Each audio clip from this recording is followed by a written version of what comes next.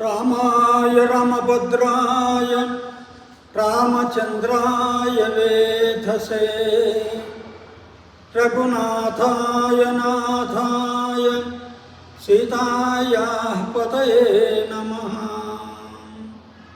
గోష్పదీకృతవారాసిం మశకీకృతరాక్షసం రామాయణ మహామాలాం రత్నం వందే నీలాత్మజం. ఇంతవరకు సీతాన్వేషణ చేస్తూ లంకానగరంలో తిరుగుతూ ఉన్నాడన్నమాట ఆంజనేయ స్వామి. లంకానగరంలో ఆ పురవీధులలో మంత్రుల యొక్క భవనాలలో చూశాడు. ఇప్పుడు రావణుని యొక్క భవనానికి వచ్చాడు. అంటే సీతమ్మను వెతుకుతూ వస్తూ ఉన్నాడు కదా, ఆ సందర్భంలో చెప్తూ ఉన్నాడు. అదొక రాముని భవనం అంటే ఒక చిన్నదేం కాదు, చాలా పెద్దదన్నమాట. అదే చెప్పాడు. సవేస్మజాలం బలవాన్ దదర్శ వ్యాసక్త వైఢూర్య సువర్ణజాలం యథా మహత్ప్రావృషిమేఘజాలం విద్యుత్పినద్దం సవిహంగజాలం. సవేస్మజాలం బలవాన్ దదర్శ అంటున్నాడు. వేస్మజాలం అంటే వేస్మ అంటే గృహం, వేస్మజాలం అంటే గృహ సముదాయం. బలవంతుడైనటువంటి ఆ వనరశ్రేష్ఠుడు ఆంజనేయ స్వామి ఆ రావణుని యొక్క గృహ సముదాయాన్ని చూశాడు. ఆ గృహ సముదాయం ఏ విధంగా ఉంది? వ్యాసక్త వైఢూర్య సువర్ణజాలం అన్నమాట.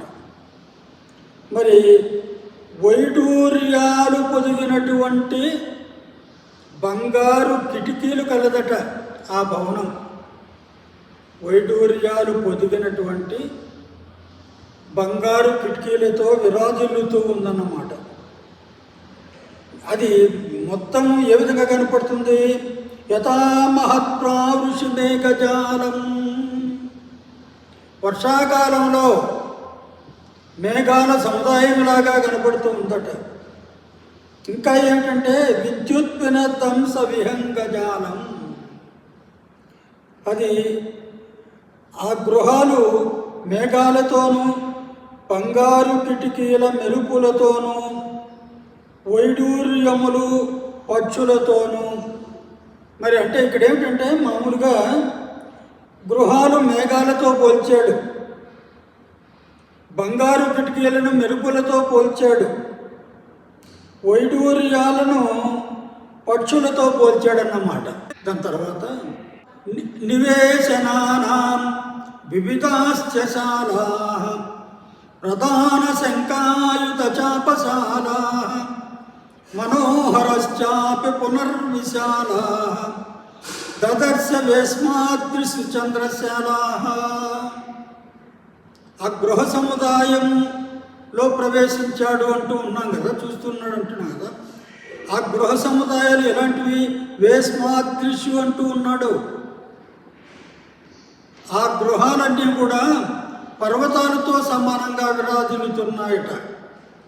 మరి పర్వతాలతో సమానంగా విరాజిల్లేటటువంటి ఆ గృహాలలో, ఆ భవనాలలో ఏమేమి ఉన్నాయి అంటే నివేశనానాం వివిధాశ్చ శాలాః అంటున్నాడు. కూర్చోవడానికి పలు రకాల మరి భవనాలు ఉన్నాయి, గదులు ఉన్నాయన్నమాట. శాల అంటే ఇక్కడ గదులు.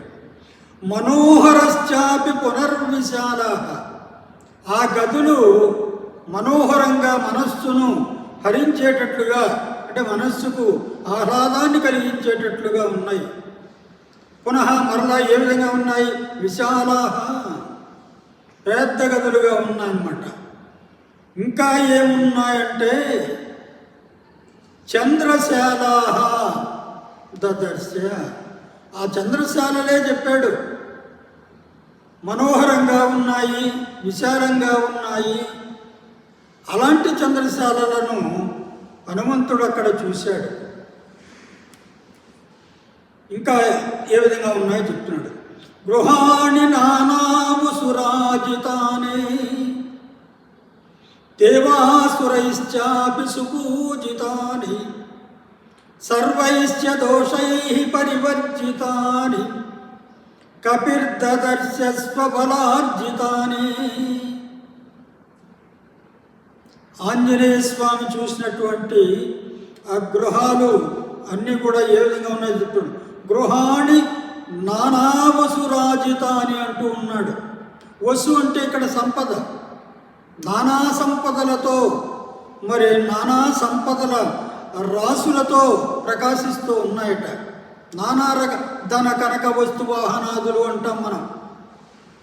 సంపదలను, ధనాన్ని, బంగారాన్ని, వస్తువులను, వాహనాలను మరి మనం సంపదలు అంటాం అన్నమాట. అలాంటి ధన, వస్తు, వాహనాది సంపదలతో తొలతూగుతూ ఉన్నాయట ఆ భవనాలు. దేవాసురైశ్చాపి సుపూజితాని. దేవతల యొక్క, అసుర రాక్షసుల యొక్క వీళ్ళందరి చేత సుపూజితాని బాగా ప్రశంసించబడినటువంటివి.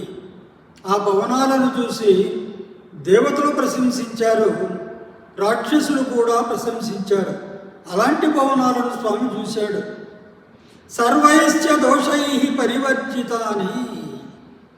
మరి ఇక్కడేమిటంటే ఆ భవనాలు సర్వైశ్చ దోషైః ఏ లోటు లేకుండా ఉన్నాయట.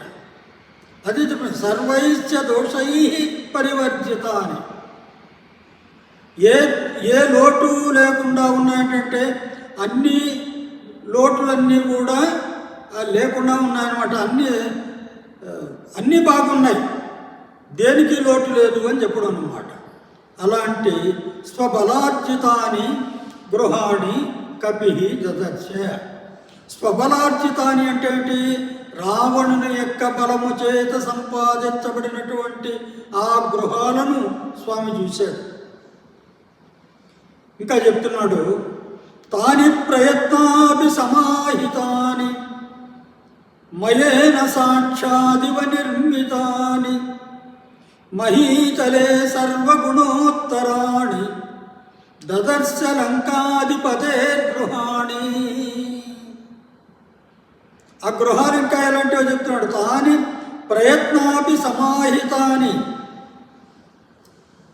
రావణుడు గట్టి ప్రయత్నం చేసి, గట్టి పూనిక చేసి మరి సంపాదించినవి మయేన సాక్షాదివ నిర్మితాని.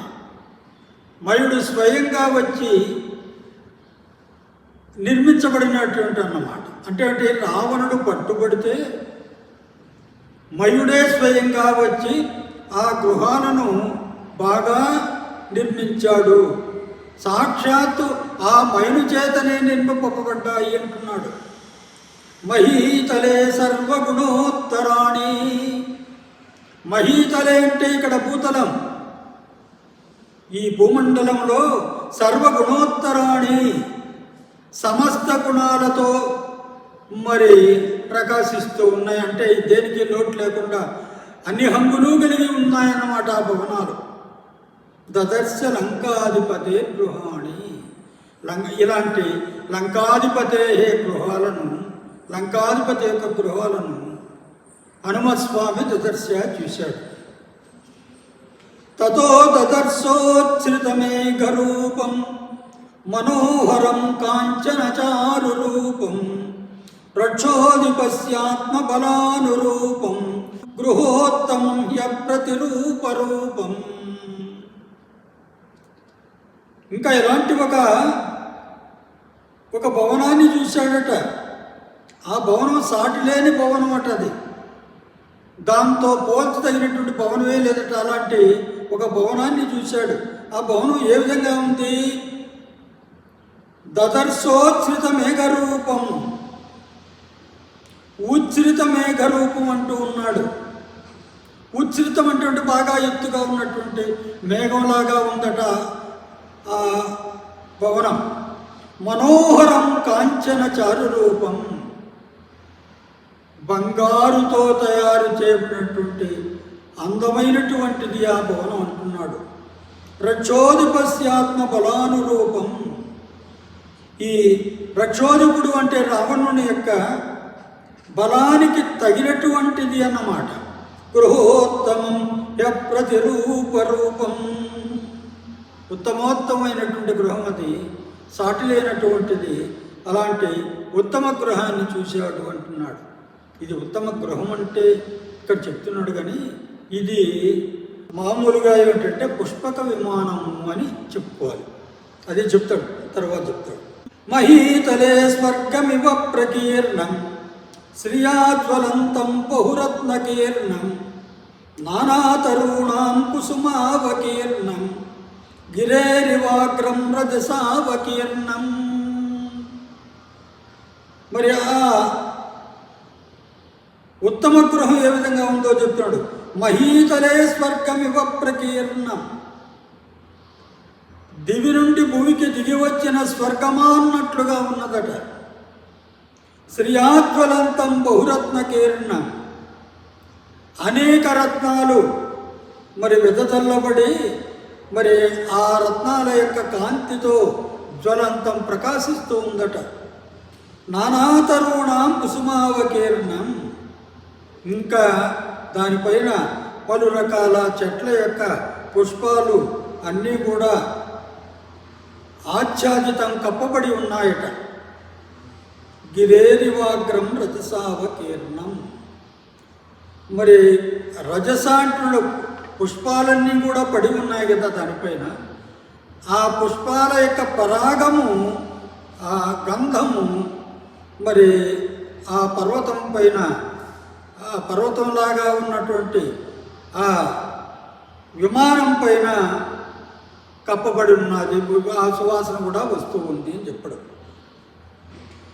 నారీ ప్రవేకైరివ దీప్యమానం. నారీ ప్రవేకైరివ దీప్యమానం తటిద్భిరంబోదవదర్శ్యమానం హంస ప్రవేకైరివ వాహ్యమానం శ్రియాయుతం కేసు కృతాం విమానం.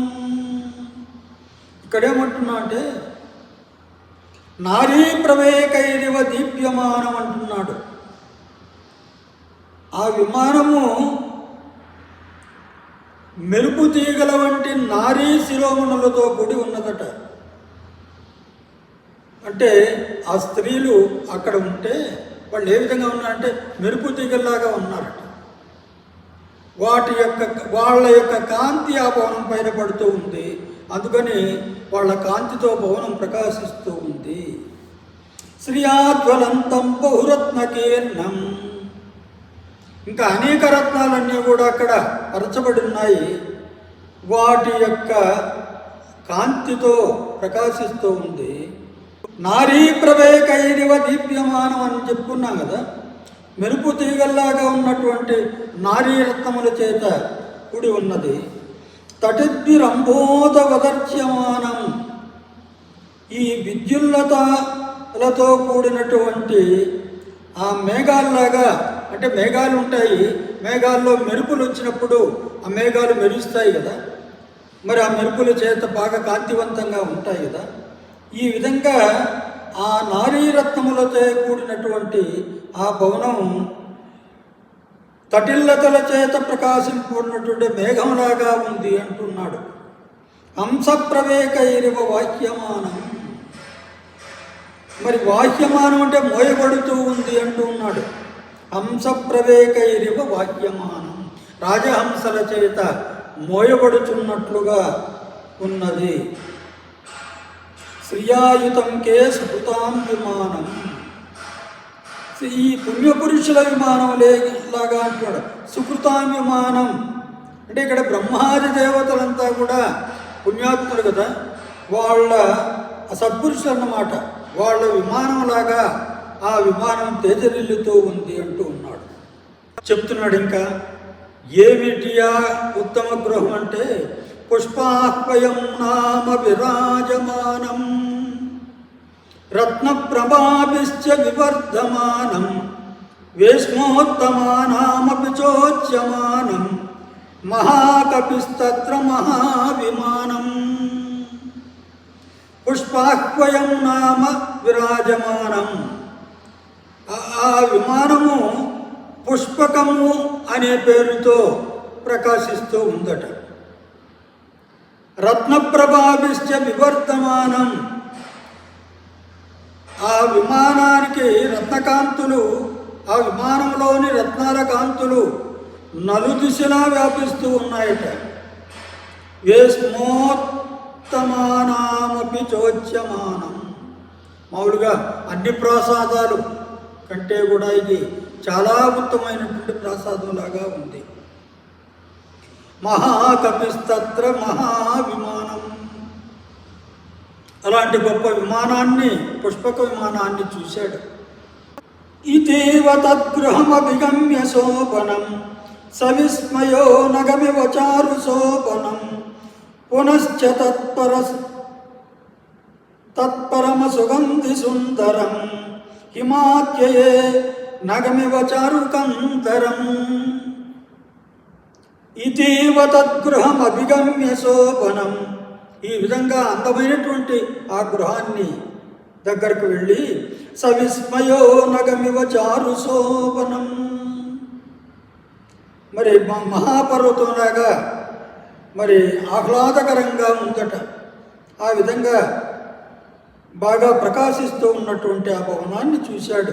ఇంకా పునశ్చ తత్పరమ సుగంధి సుందరం. ఇంకా అతడు ఆ పరిమళభరితమైన వసంత ఋతువు కాలంలో పరిమళభరితములైనటువంటి పుష్పాలన్నీ ఉంటాయి కదా, ఆ పుష్పాల యొక్క పరిమళాలతో ఇంకా అందంగా కనపడుతుంది. హిమాత్యయే నగమివ చారుకందరం. అంటే చక్కని గుహలు గల పర్వతం వలెనున్న ఆ భవనమును అతడు చూశాడన్నమాట. మరొకసారి చూశాడు. అందంగా ఉన్నటువంటి వస్తువుని ఏం చేస్తాం మనం, మరొక మారు చూస్తూ ఉంటాం కదా. ఆ విధంగా మరొక మారు చూశాడు. మరి ఇక్కడ ఇంకొక చిన్న విషయం ఏంటంటే, వసంత ఋతువునందు పరిమళభరితమై సుందరమై చక్కని గుహలు గల పర్వతం వలె ఉన్నదట ఆ భవనం. వసంతకాలంలో పుష్పాలన్నీ కూడా ఇచ్చుకుంటాయి. ఆ పుష్పాల యొక్క పరిమళాలు వెదజల్లుతూ ఉంటాయి పర్వతాలలో. ఆ పర్వతాలలో గుహలు కూడా ఉంటాయి, అందమైనటువంటి గుహలు. అలాగా అందమైనటువంటి గుహలు గలది వసంతకాలంలో పుష్పాల సుగంధాలతో అందంగా కనిపించేది అయినటువంటి ఆ ఒక పర్వతంలాగా కనపడుతూ ఉంది అంటున్నాడు. అలాంటి దాన్ని చూశాడు. తతస్సతాం కపిరభిపత్య పూజితాం చరణ్ పురీం దశముఖ బాహుపాలితాం అదృశ్యతాం జనకసుతాం సుపూజితాం సుదుఃఖితపతి గుణవేగ నిర్జితాం. ఇక్కడ ఏమిటంటే, తతస్సతాం కపిరభిపత్య పూజితాం. రావణం చేత పాలింపబడుతూ అందరి యొక్క మన్ననలను పొందుతున్నటువంటి అభిపత్య పూజితామని అందరూ ఆ భవనాన్ని బాగా అర్చిస్తారన్నమాట, బాగా మెచ్చుకుంటారు. అలాంటి చరణ్పురి దశముఖ బాహుపాలిత ఆ పురాన్ని అతడు పురములో సంచరిస్తూ తిరుగుతూ దశముఖ బాహుపాలితం అంటే 10 ముఖాలు కలిగినటువంటి రావణుని యొక్క బాహువుల చేత పాలింపబడుతున్నటువంటి పురీం చరణ్. మరి అక్కడ తిరుగుచూ అదృశ్యతాం జనకసుతాం సుపూజితాం. తాం జనకసుతాం సుపూజితాం తాం జనకసుతాం అదృశ్య అన్నమాట. అక్కడ మరి శ్రీరాముడు శివధనుస్సు యొక్క మరి అల్లిత్రాడును బలంగా లాగి మరి జయించుకున్నటువంటిది కదా ఆ సీతమ్మ. అలాంటి ఆ జనకసుతను ఆ సీతను అదృశ్య చూడలేదన్నమాట, కనిపించలేదు ఆయనకు. సుదుఃఖిత బాగా ఎంత వెతికినా కూడా సీతమ్మ కనిపించకపోయేటప్పుడు బాగా దుఃఖించాడు. ఇంకా చెప్తున్నాడు, తతస్తదా బహువిధ భావితాత్మన కృతాత్మనో జనక సుతాం సువర్త్మనః అపశ్యతో భవత్ అతి దుఃఖితం మనః సుచక్షుష ప్రవిచరతో మహాత్మనః బహువిధ భావితాత్మనః అంటున్నాడు. కృతాత్మనో జనక సుతాం సువర్త్మనః అంటున్నాడు. మరి అపశ్యతో భవత్ అతి దుఃఖితం మనః సుచక్షుష ప్రవిచరత మహాత్మనః. సుచక్షుష అంటున్నాడు, సూక్ష్మ దృష్టి కలిగిన వాడు. ప్రవిచరత బాగా తిరుగుతూ ఉన్నాడు, నిశ్చయ బుద్ధి కలిగినటువంటి అతడు. అపశ్యత అభవత్ అతి దుఃఖితం మనః, అతని యొక్క మనస్సు సీతను చూడకపోయేటప్పటికీ ఎంతో దుఃఖానికి లోనయ్యింది అంటున్నాడు. ఇప్పుడు పుష్పక విమానం చూశాడు, పుష్పక విమానం పైవర్ణం చేశాడు. ఇప్పుడు మరి ఇప్పుడు దేనికైనా కూడా బాహ్య సౌందర్యం అంతః సౌందర్యం అని ఉంటాయి కదా, ఇంకా చూస్తూ ఉన్నాడు అన్నమాట. సతస్య మధ్యే పవనస్య సంస్థితం మహద్విమానం మణివజ్రచిత్రితం ప్రతప్త జాంబూనదజాల కృత్రిమం దదర్శ వీర పవనాత్మజ కపిః. ఆ పవన సముదాయమునకు మధ్య అంటుడు. సతస్య మధ్యే పవనస్య సహ తస్య భవనస్య మధ్యే సంస్థితం. ఆ భవనాల యొక్క మధ్యలో ఉన్నటువంటి ఉంచబడినటువంటి మహద్విమానం, గొప్ప విమానం, మణివజ్ర చిత్రితం అన్నమాట. మరి మణుల చేత వజ్రాల చేత చిత్రింపబడి ఉన్నటువంటిది అది. ప్రతప్త జాంబూనద జాల కృత్రిమం, మేలిమి బంగారంతో సిద్ధపరచబడిన కిటికీలు కలిగినటువంటిదన్నమాట. అలాంటి ఆ పుష్పక విమానాన్ని దదర్శ వీర పవనాత్మజ కపిః, ఆ వీరుడైనటువంటి వాయుపుత్రుడైనటువంటి ఆంజనేయ స్వామి చూశాడు అంటున్నాడు. ఇంకా అతడు ఏం గమనించాడో చూడండి. నత్ర కించిన్న కృతం ప్రయత్నతో నత్ర కించిన్న మహార్హరత్నవత్ నతే విశేష నేతా సురేష్వపి నత్ర కించిన్న మహావిశేషవత్. నత్ర కించిన్న కృతం ప్రయత్నతః, ప్రయత్నపూర్వకంగా నిర్మింపబడనటువంటిదేదీ లేదట. అంటే అంతా ప్రయత్నపూర్వకంగానే అది నిర్మించినటువంటిది అన్నమాట. నత్ర కించిన్న మహార్హరత్నవత్, మరి అక్కడ మేలుజాతి రత్నాలన్నీ పొదగబడి ఉన్నాయి కదా, ఆ మేలుజాతి రత్నాలు పొదగ పడనటువంటిది ఏదీ లేదు అంటున్నాడు అక్కడ. అన్ని మేలుజాతి రత్నాల చేత పొదగబడినటువంటిదే అది. నతే విశేషా నీతా సురేష్వపి, మరి ఇలాంటి విశేషాలు సురేష్వపి అంటున్నాడు, దేవతల భవనాలలో కూడా ఉండవు అంటున్నాడు. నత్ర కించిన్న మహావిశేషవత్, మరి ఇక్కడ లేనటువంటి విశేషం కానీ చెక్కబడినటువంటి శిల్పములు కానీ లేవు అంటున్నాడు. చూడండి.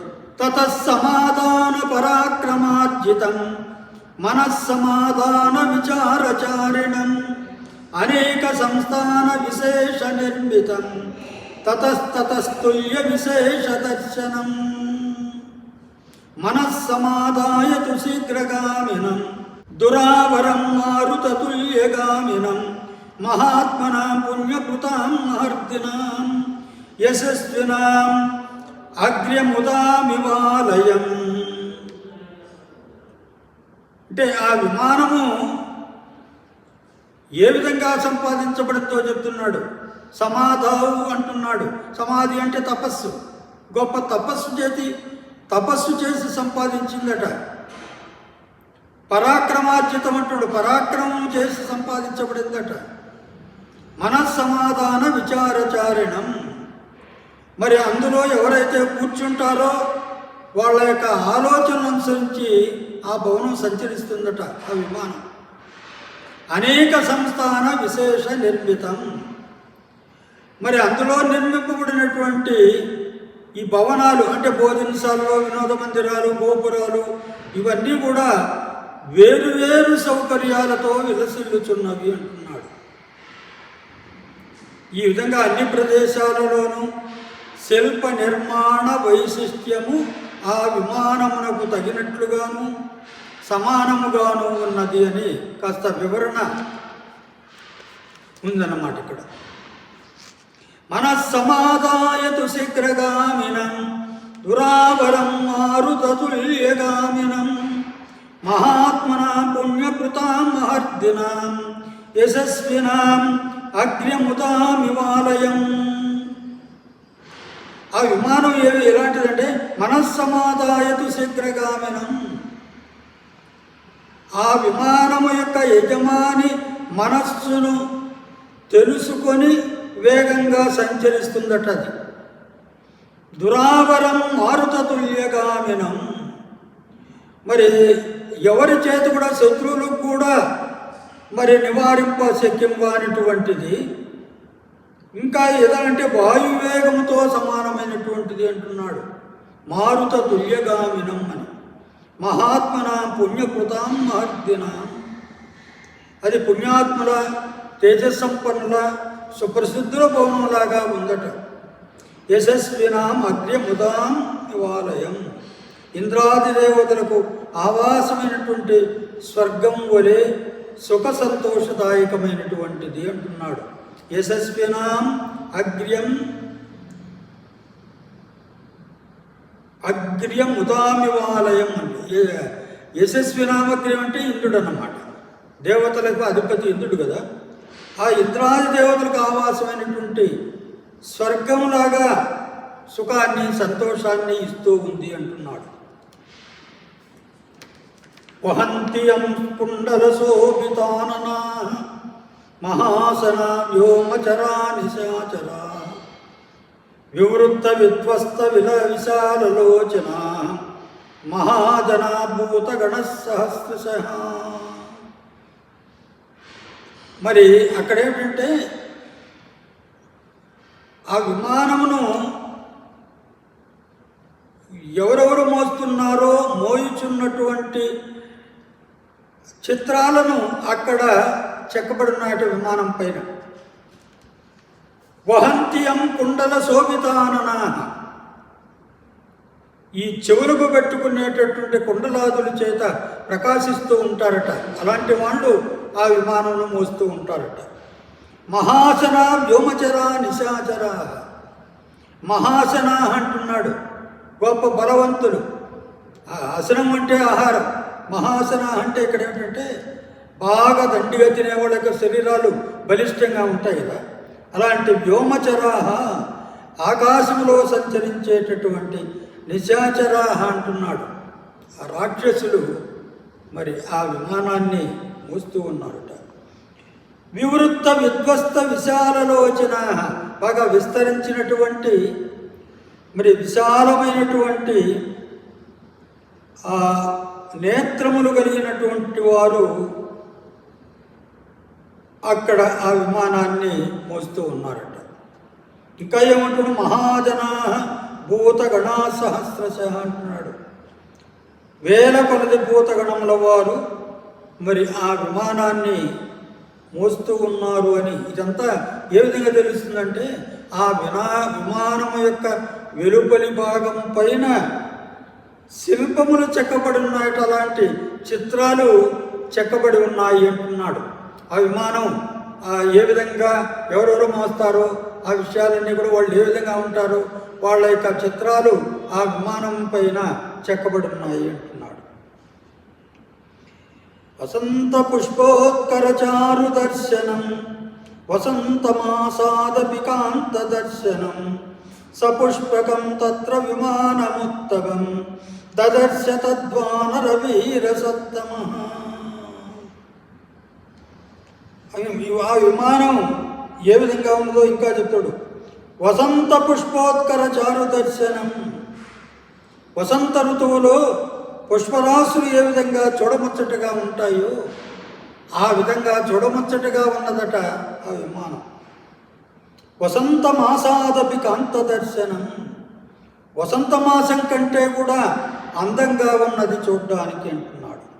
సపుష్పకం తత్ర విమానముత్తమం, ఒక శ్రేష్టమైనటువంటి దర్శనీయమైనటువంటి ఆ విమానాన్ని తద్వానర వీరసత్తమ దదర్శ,